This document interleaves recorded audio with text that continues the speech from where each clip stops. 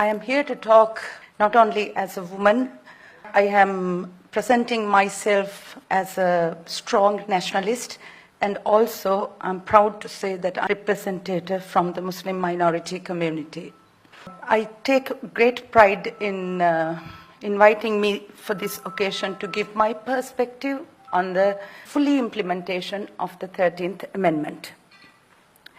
The 13th Amendment of Sri Lanka is being enforced into our constitution by India in 1987 in a spectacular manner, which is a foreign nation cannot interfere into a sovereign state affairs in the matters of its constitution, law, and it violates the international norms when a foreign country interferes into internal states of a country.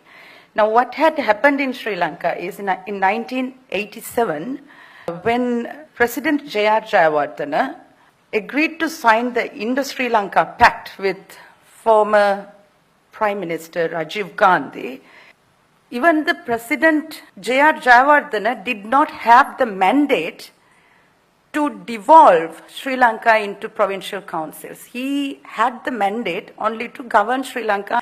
So when he made this decision, and I don't know, we all call Jihan Hameed is the President Jihan Hameed is the fox of politics, but I would rather call him a chicken, because why did he agree to this pressure that's given from India to devolve our country into provinces? It's already a small country.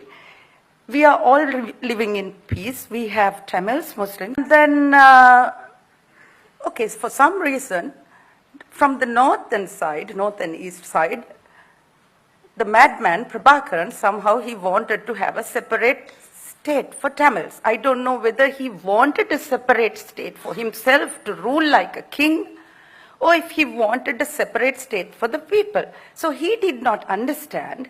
I don't know, somehow, it is a small country. We are Sri Lankans, we are Muslims, Sinhala, Tamil, we are all living together in one country.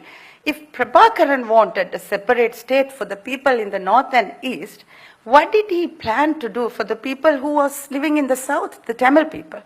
There are people clustered all over the country. We are a nation. All the people are free to live anywhere, wherever you want to live in Sri Lanka. There is no restriction in the constitution to say that you can live here, you can't live there. And there is no, the right to movement is practiced in Sri Lanka by everybody. So when, going back, when Jihan Hameed, President Jihan Hameed, when he agreed, okay, Prabhakaran was giving a tough time for the government of Sri Lanka. Sri Lanka was not ready for war, and we are off guard, and he is assassinating, killing people. And JR, I still can't understand why he agreed. Why then? It's not mountain age. There was United Nations, there was everything, but I don't know, it was under threat, under manipulation, scared. I don't know why somehow it has agreed. But now, to see so many decades later, when we turn back and see why Jihan Hameed agreed to such Indo-Sri Lanka Pact, because it was not done for the betterment of the Tamil people, because it doesn't talk about the Tamil people and what they need. Indo-Sri Lanka Pact is more like an economic agreement. Sri Lanka, India is lying. India is standing behind the Tamil people, and it is pursuing its geopolitical agenda.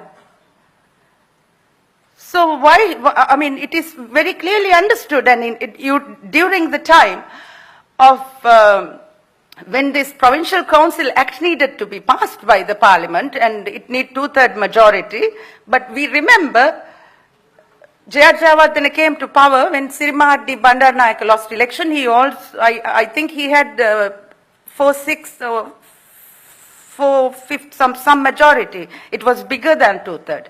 So he used that, and he intimidated his members of the Parliament, and I don't think anyone signed this Provincial Council happily. On top of it, let's not forget, India's side of the bargain, when they signed the Indo-Sri Lanka Pact, they said they will bring the IPKF and they will contain the LTT. Did India manage to contain the LTT? Did India help us bring peace? No, India didn't. It only told in the we want the Trincomalee, this oil tanks, and we have to do joint ventures here, there, and everything, and it's more like economic agreement. And India did not keep its part of the bargain. IPKF forces went off humiliated. It was the Sri Lankan army, Sri Lankan forces that defeated terrorism and brought peace to this country. Thank you. And we should not be ashamed. We should not forget that more than 30,000 lives were lost, poor mothers. And all this was done to prevent the country from being dismantled. And Indo-Sri Lanka Pact does not only talk about devolving power to the north and east only, it also wants to devolve powers to the whole country. For what? When everybody is living in peace. I don't think this 13th Amendment is something people of Sri Lanka need. We don't need 13th Amendment power devolving. We don't need. We need water. We need food. We need jobs. We need peace. 13th Amendment, I don't know, after 87, so many governments came. None of the politicians talk about fully implementing the 13th Amendment because they know people don't like it and they will lose in every election. That is what happened to President Ranil Wickremesinghe in the last election. And now his uncle in 87, chicken or fox, I don't know, the same thing, his nephew is trying to do the same thing again. I can't understand why. And he have the mandate, what President Gotabaya Rajapaksa had, nothing else. He has to follow that mandate only. He can't talk about provincial council. He can't sell our assets. We gave 153 seats to the previous government not to do these things. That is why we gave them a thumping majority. Now the government is toppled. Now President Ranil Wickremesinghe comes and he does what exactly we don't want. India needs to understand who is raising their hand to fully implement the 13th Amendment is treacherous. It is treachery to this country. So that needs to be stopped and they need to be careful. We people are watching. I am sure 21 million people, nationalists are there in this country. We are all together on it and we want our country together.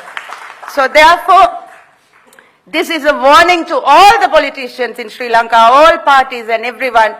Stop fighting with each other, because when you fight with each other, it is very easy for the geopolitical peoples to divide you. It is the same for the people, it is same for the politicians. So even Prabhakaran would not have agreed. This Indo-Sri Lanka Pact is not for the love of the people, Tamil people. It's not for the love of the Tamil people. They are cheating. So I think we all should get together and unitedly oppose this, and we have to warn everyone, talk about this. This is worse than the economic crisis we are facing. We are a rich nation with language, culture, religion, and we have everything here. We have resources. There's no need for us to beg from everywhere. We are economically crashed. We are in debt. What has happened?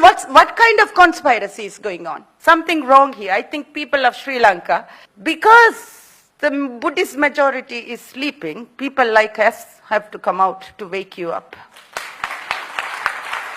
So please, 13th Amendment should be abolished and it should go out of Sri Lanka's constitution. Thank you.